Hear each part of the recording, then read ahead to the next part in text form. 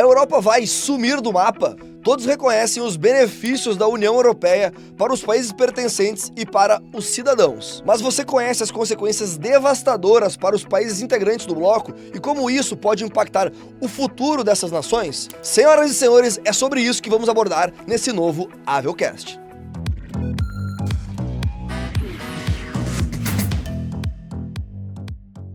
A União Europeia, como conhecemos hoje, foi criada em 1992, mas antes disso, é claro que já existiam alguns conglomerados, como a Comunidade Europeia do Carvão e do Aço e a Comunidade Econômica Europeia. Mas a União Europeia atual traz vantagens como o livre comércio entre os países, a livre circulação entre as pessoas, políticas comuns entre os membros e a adoção de uma moeda comum, que é o euro. À primeira vista, a União Europeia parece trazer vantagens substanciais para todos os envolvidos. A introdução e adoção do euro como moeda comum traz uma dinâmica significativa positiva para os cidadãos e para os governos dos países membros. Essa união monetária promove uma estabilidade econômica ao eliminar as incertezas cambiais e facilitar as transições comerciais dentro da zona do euro, tornando assim a atividade empresarial e de investimento muito mais fácil e menos arriscado para todos os países que compõem o grupo. Para os empresários, assim como os cidadãos, fica muito mais fácil de se investir em países vizinhos colados do seu país por conta dessas facilidades burocráticas e também cambiais. A União Política Europeia também traz mais força para os países membros ao negociar com outras nações, facilitando e trazendo mais vantagens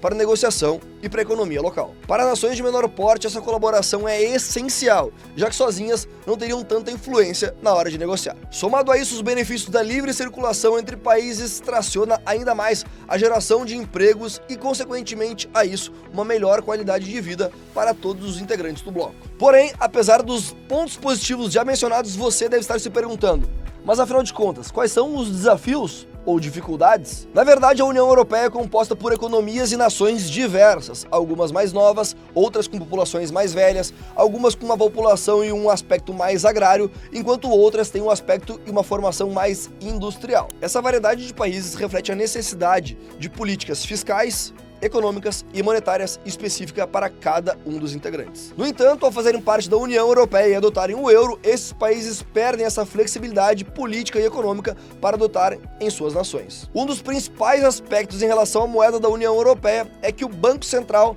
é quem é o tomador de decisão em relação à política monetária e as diretrizes em relação a juros, entre outros aspectos que compõem esse contexto político. Similar ao Banco Central do Brasil, o Banco Central Europeu tem como objetivo manter o poder de compra do euro protegido e intacto. No entanto, um desafio para os países europeus é que com um Banco Central centralizado para toda a Europa, muitas vezes existe um conflito entre políticas econômicas e a política monetária. Atualmente, em economias independentes como a do Brasil, o Banco Central tem mais autonomia para tomar decisões que protejam o poder de compra da moeda local. Por exemplo, a resposta do Banco Central brasileiro aqui para conter a inflação e manter o capital estrangeiro vindo para o nosso país é elevar a taxa de juros, mantendo a competitividade do Brasil enquanto um país emergente em patamares elevados, atraindo capital estrangeiro.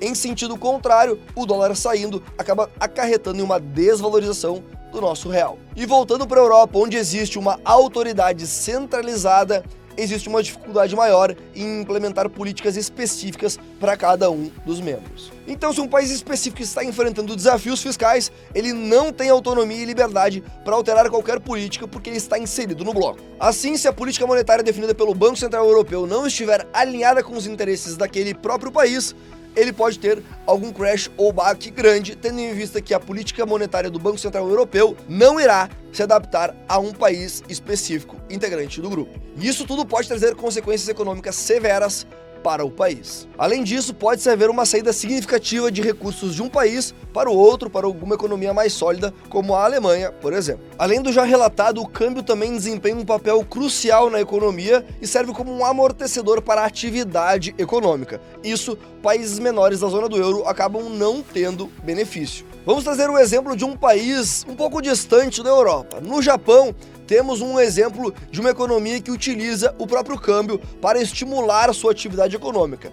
O Japão, apesar de ser a terceira maior economia do mundo, depende muito do ien, que é a sua moeda local. O governo japonês já fez algumas intervenções no câmbio, desvalorizando sua moeda, exatamente, desvalorizando sua moeda, para trazer maior competitividade para seus produtos, aumentando dessa forma a exportação dos mesmos. A desvalorização da moeda reduz o custo dos bens produzidos nesse país, tornando assim mais acessível para os consumidores estrangeiros. E como resultado, por óbvio, as exportações aumentam, levando consigo a atividade econômica do país. Isso cria uma demanda adicional por mão de obra, aumentando dessa forma a geração de empregos e fazendo com que a roda econômica comece a girar. No entanto, voltando para a Europa, essa estratégia de desvalorização da moeda não é viável. Isso ocorre porque os efeitos não se limitam a uma única economia, e sim impactariam todo o bloco. Isso significa que economias menores ou em crise ficam mais tempo passando por aquela fase desfavorável por não conseguir ter autonomia de mexer somente na moeda da sua nação.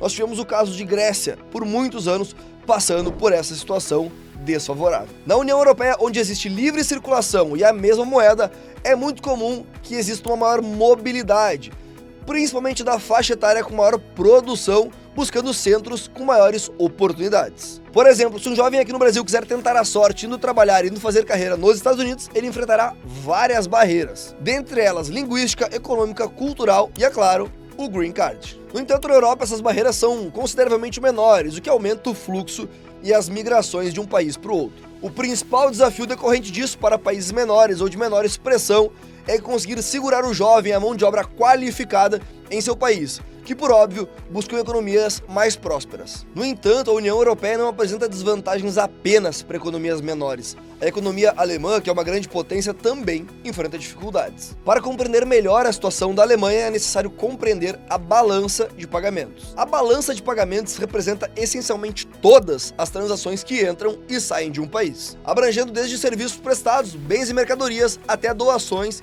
e investimentos recebidos. Quando essa balança termina com déficit, um país não pode simplesmente acumular dívida com outros países. Em vez disso, ele deve transferir parte de suas reservas internacionais para equilibrar as suas contas. Da mesma forma, se um país registra um superávit, ele acumula reservas internacionais provenientes de outras nações. Já na União Europeia, quando um país registra déficit na sua balança comercial, não é equilibrado por reservas internacionais ou transferências de outros países. Na zona do euro, quando um país registra déficit na balança de pagamentos, não há compensação por reservas internacionais. Em vez disso, o país com déficit acumula uma dívida frente a outros países da União Europeia, como foi o caso da Grécia. E isso pode representar um desafio significativo mesmo para as economias fortes, que, querendo ou não, acabam se tornando credoras de economias mais fracas. Isso quer dizer que, se não existisse a zona do euro, a Alemanha teria em seu caixa 1 trilhão adicionais para utilizar na sua economia local. Essa interdependência, inclusive, torna desafiadora uma possível saída da Alemanha da União Europeia. Em situação hipotética, digamos que a Alemanha tenha saído da zona do euro e voltado a ter uma moeda própria, local. Com certeza, a desvalorização do euro seria muito grande. Afinal, a Alemanha detém hoje quase 30% do PIB da zona do euro inteira. A permanência da Alemanha no bloco europeu resultou em um acúmulo de dívidas de países e nações de menor expressão, e isso não poderá ser pago no curto prazo. Se você ficou com alguma dúvida ou tem sugestão do nosso próximo tema, deixa aqui embaixo nos comentários, que será o maior prazer nós respondermos todos eles. Senhoras e senhores, eu sou Henrique Casagrande e esse foi mais um Avelcast. Até a próxima.